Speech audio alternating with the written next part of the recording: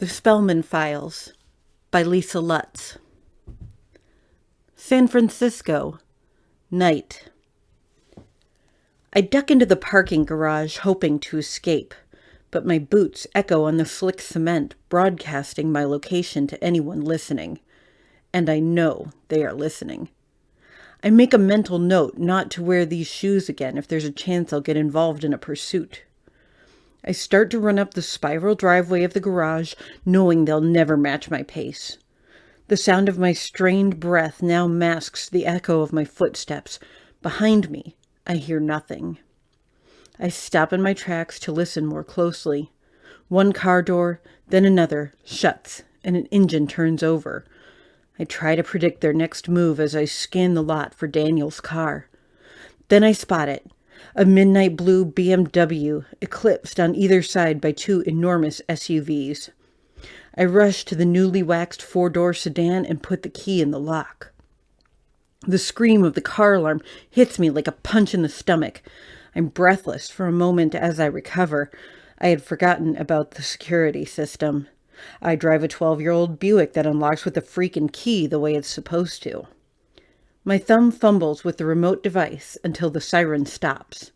I can hear the other car inching up the driveway, moving slowly just to torture me. I finally press the button that unlocks the door. The nondescript Ford sedan cuts past my vehicle, giving me enough time to screech out of the parking space before it blocks my path down the driveway. As I zoom out of the garage, I check my rearview mirror and see the Ford right on my tail. I shoot across the street, making a sharp left. My foot hits the floor. I am surprised by the smooth, rapid acceleration of the luxury vehicle. I realize there are reasons people buy these cars beyond concerns of vanity.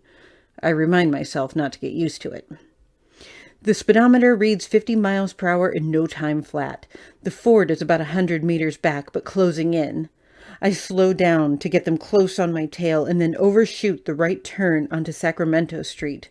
But they know all my tricks and stay right behind me.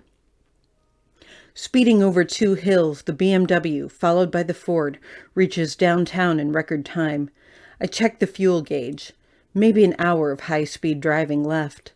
I turn right into an alley and sweep through to the other side, making a left turn onto a one-way street, going the wrong way.